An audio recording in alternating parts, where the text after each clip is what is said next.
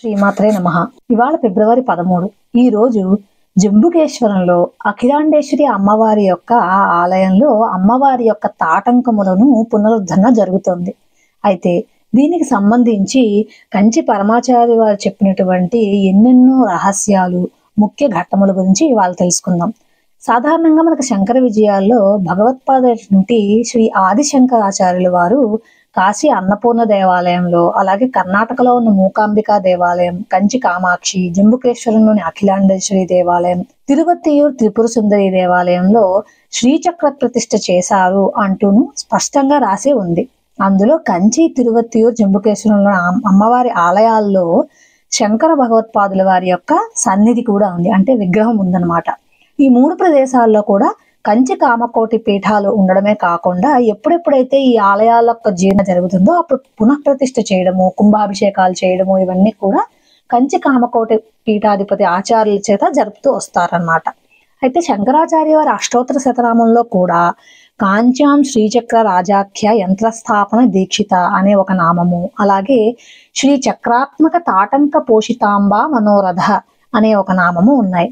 ఈ నామాల అర్థమే అది, శ్రీచక్రాంతాన్ని స్థాపించారు అంటూ చెప్పడమే. కాబట్టే దీని గురించి పరమాచార్య వారు చెప్పిన కథను కూడా తెలుసుకుందాం.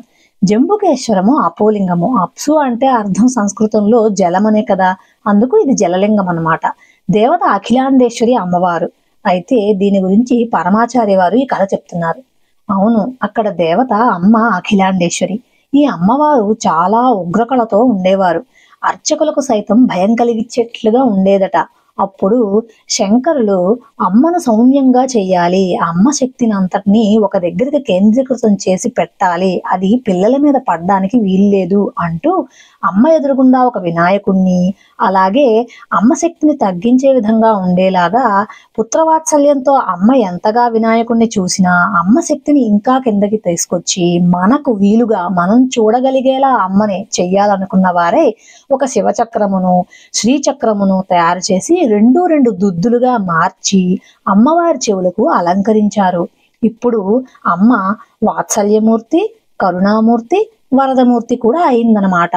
మరి అప్పుడప్పుడు ఈ తాటంకాలు ఎప్పుడైనా పాతబడిపోయి పాడే అనుకో, మరి బాగు చేయించాల్సి వచ్చినప్పుడు మన అందరూ ఆదిశంకరుల వంటి పరంపర నుంచి అవిచ్ఛిన్నంగా వస్తున్న వాళ్ళనే కదా. కాబట్టి కంచి కామకోటి పీఠాధిపతులు ఈ సంప్రదాయాన్ని అనుసరించి జపాలు, హోమాలు ఇటువంటివన్నీ జరిపించి పునరుద్ధరణ చేస్తుంటారు. అప్పుడే కుంభాభిషేకం కూడా జరుగుతుంది. జంబుకేశ్వర ఆలయంలోని అఖిలాండేశ్వరి దేవాలయాన్ని ఆనుకునే కంచి కామకోటి శంకర మఠం కూడా ఉంది. ఇది చాలా పురాతనమైనది. 1708లో మధుర నాయక రాజులు భూములు, గుడికి కావలసినటువంటి దినసరి వెచ్చాలు, పన్నుల్లో కొంత దానం చేస్తూ వచ్చారు. ఇవన్నీ కూడా ఇక్కడ చాలా కాలం మఠానికి, అలాగే ఈ ఆలయ ఉద్ధరణకు ఉపయోగపడేవి. ఇక తరువాత కంచి పీఠాధిపతులైనటువంటి శ్రీ మహాదేవేంద్ర సరస్వతి స్వామి వారు కూడా ఇక్కడికి ఆచార్యులుగా వచ్చారు.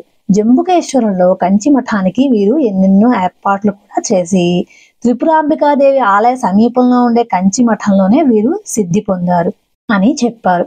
అయితే శ్రీ చంద్రశేఖరేంద్ర సరస్వతి మహాస్వామి వారి చేతుల మీదుగా అమ్మవారైనటువంటి అఖిలాండేశ్వరి దేవాలయ కుంభాభిషేకం కూడా ఒకనాడు జరిగింది. 60 సంవత్సరాలు గుడికి సరైన మరమ్మతులవి సరిగ్గా జరగలేదట. ఆలయ జీర్ణోద్ధరణ అవసరమును గుర్తించినటువంటి భక్తులు 1902 సంవత్సరం నుండి అఖిలాండేశ్వరి దేవాలయం యొక్క జీర్ణోద్ధరణ కార్యక్రమాలు మొదలయ్యాయి. అవి ఇంచుమించు 6 ఏళ్లు కొనసాగి 1908లో ముగిసాయి అన్నమాట. ఫిబ్రవరి 3వ తేదీ కుంభాభిషేకం ముహూర్తాన్ని నిశ్చయించుకున్నారు.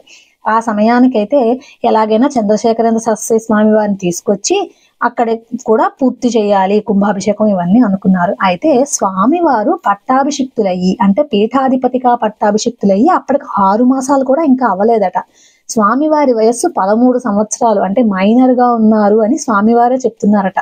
ఈ జీర్ణోద్ధరణ కార్యక్రమంలో కూడా జంబుకేశ్వరంలో ఉండే ఒకనొక చెట్టియార్ వంటి నాగనత్తార్ చెట్టియార్ అనే ఒక వ్యక్తి చాలా ముఖ్యంగా ఉండి తన డబ్బును ఉపయోగించి ఆ పనులన్నీ చేయించాడనమాట. అయితే అప్పటికే శృంగేరి పీఠాధిపతులు కూడా మంత్రదీక్షను స్వీకరించి చాలా అప్పటికి ప్రసిద్ధి పొంది అక్కడ చుట్టుపక్కల పరగణాలందరూ కూడా శృంగేరిని కూడా చాలా గౌరవప్రదంగా చూస్తూ ఆ స్వామివారి యొక్క ఆశీస్సులను కూడా పొందుతూ ఉండేవారు. ఈ చెట్టియార్ వెళ్ళి శృంగేరి పీఠాధిపతులను కూడా కుంభాభిషేకానికి ఆహ్వానించారట. అయితే కంచి పరమాచార్య వారు ఎప్పుడూ చెప్తూ ఉండేవారు, మఠాన్ని నడపడానికి కేవలం మఠం యొక్క పీఠాధిపతి దృఢంగా ఉన్నాడో లేకపోతే వారి యొక్క తపస్సు ఒక్కటే కారణం కాదు. ఈ మఠ పీఠాధిపతి కూడా సర్వస్వతంత్రుడు కాదు. ఎప్పుడు మఠంలో ఉండే కొంతమంది అధికారులు కూడా ఈ మఠ నియమాలు ఇవి, ఇలాగే చేయాలి, ఇలాగే పాటించాలి అంటూ వారిపై ఇంచుమించు ఒత్తిడి తెస్తారు అంటూ కూడా స్వామివారు చాలా చెప్పారట. ఈ జంబుకేశ్వర ఆలయంలో అఖిలాండేశ్వరి అమ్మవారికి తాటంకములను పునఃప్రతిష్ఠ చేసే దానికి కూడా ఇది సంప్రదాయబద్ధంగా కంచి మఠానికి మాత్రమే వచ్చిన ఒకానొక అధికారం అని చెప్పవచ్చు. అయితే ఫిబ్రవరిలో ఎప్పుడైతే జంబుకేశ్వరంలో ఈ తాటంకముల యొక్క ప్రతిష్ఠ జరుగుతూ ఉంటుందో అప్పుడు ఒక సంఘటన జరిగింది. దాన్ని పరమాచార్య స్వామి వారు ఇలా చెప్తున్నారు. అప్పటికి కంచి మఠం యొక్క ముఖ్య పట్టణంగా కుంభకోణం ఉండేది. స్వామివారు కుంభకోణంలోనే ఉండేవారు అనమాట. అయితే ఫిబ్రవరి 1వ తేదీ సాయంకాలానికి జంబుకేశ్వరం చేరుకున్నారు పరమాచార్య స్వామి వారు. ఫిబ్రవరి 2వ తారీఖున ఊరేగింపుగా అక్కడికి శృంగేరి స్వామి వారు వచ్చారు. ఈ విషయాన్ని పరమాచార్య స్వామి వారు గుర్తు చేసుకుంటూ దాని గురించి ఈ రకంగా చెప్తున్నారు. నేను చిన్న పల్లకిలో వెళ్తున్నాను. చాలా దగ్గరగా పక్కగా శృంగేరి మఠం యొక్క పీఠాధిపతులైనటువంటి శ్రీ సచ్చిదానంద శివాభినవ నృసింహ భారతి మహాస్వామి వారు పెద్ద పల్లకిలో వస్తున్నారు. నేను చిన్న పిల్లవాడిని, స్వామివారు చాలా పెద్దవారు. మఠ పెద్దలు నేను గంభీరంగా దిక్కులు చూడకుండా నిటారుగా ఎదురుగా చూస్తూ కూర్చోవాలని నాకు చెప్పారు. అయినా వారు ఎలా ఉంటారో చూడాలని నాకు చాలా ఆశగా ఉంది. మెల్లగా తిరిగి చూశాను. అదే సమయంలో వారికి కూడా నన్ను చూడాలనిపించిందో ఏమో, నా పక్కకు చూస్తున్నారు. చూడడానికి ఎంత బాగున్నారో, ఎంతో గంభీరంగా కూడా ఉన్నారు. వారిని అంత దగ్గరగా చూసిన దృశ్యం ఇంకా ఇప్పుడే నేను చూశానేమో అన్నంత నవనీతంగా నవ్యంగా నా జ్ఞాపకంలో ఉండిపోయింది. అప్పుడు మఠంలో పెద్దలు నన్ను తీసుకుని పోయి అఖిలాండేశ్వరి అమ్మవారి పక్కనే ఒక మూలగా కూర్చోపెట్టేసి తలుపులు మూసేసి వెళ్ళిపోయారు. ఒకటే చీకటి. ఆ ప్రదేశం వదిలి కదలకూడదని కూడా చెప్పారు. ఒక్కడనే చాలాసేపు కూర్చున్నాను. గాలి ఆడడం లేదు, చెమట పోస్తోంది, ఒకటే ఆకలి. ఎప్పుడు ఆ పర్యవేక్షణ తంతు ముగిసిపోయి బయటకు వెళ్తామా అనిపించింది నాకు అంటూ పకపక నవ్వారట ఇదంతా గుర్తు చేసుకుని. మొత్తానికి 6వ తేదీన కుంభాభిషేకం అయిపోయి మహాస్వామి వారి చేతుల మీదుగానే తాటంక ప్రతిష్ఠ కూడా మహావైభవంగా అయిపోయిందట. శృంగేరి పీఠాధిపతులు కూడా అమ్మవారి దర్శనం చేసుకుని శృంగేరి తిరిగి వెళ్ళిపోతున్నారట. అయితే ఇక్కడ గమనించాల్సిన ముఖ్య విషయం ఏంటంటే పీఠాధిపతులుగా స్వామివారు అక్కడ మొట్టమొదటిగా అధికార కార్యక్రమం నిర్వహించారు. వారు వచ్చి 6 నెలలే కదా అయింది. ఈ అధికార పదవి అంటే ఈ రకంగా తాటంకాలను ఎవరు ప్రతిష్ఠ చేయాలి అన్నదానికి కూడా కోర్టులు నిర్ణయించాయట అప్పట్లో. స్వామివారికి అసలు ఇటువంటివి కోర్టుల ద్వారా నిర్ణయించబడడం కూడా ఇష్టం ఉండేది కాదు. ఇంకా తాటంక ప్రతిష్ఠ విషయంలో కూడా స్వామివారు నేను వయస్సులో చాలా చిన్న, నాకంటే వయస్సులోను తపస్సులోను చాలా పెద్దవారైనటువంటి శృంగేరి స్వామివారి చేతుల మీదుగానే ఇది జరిపిస్తే బాగుంటుందని ఎంత చెప్పినా మఠ నిర్వాహకులు మేము ఇదంతో పోరాడి సాధించిన గౌరవం అంటూ స్వామిని ఒప్పించి కాదు ఒత్తిడి చేసి మరీ తిరువానేకావలు తీసుకుని వచ్చారట. అయితే దాని గురించి కూడా అంతా అయిపోయి శృంగేరి పీఠాధిపతులు తిరుగుముఖం పడుతుండగా స్వామివారికి ఉండబట్టలేక అక్కడ మఠాధికారులతో చాలా తీవ్రమైన స్వరంతోనే ఇలా అన్నారట. ఈ కార్యంలో ఎవరి అధికారం ఉన్నది అన్న విషయం మాత్రమే విచారణకి మనం మాట్లాడాలి. ఇరుపక్షాలకి ఈ విషయంలో అధికారం ఉందా, ఎవరి అధికారం ఎంత అన్నవరకే మీరు మాట్లాడాలి.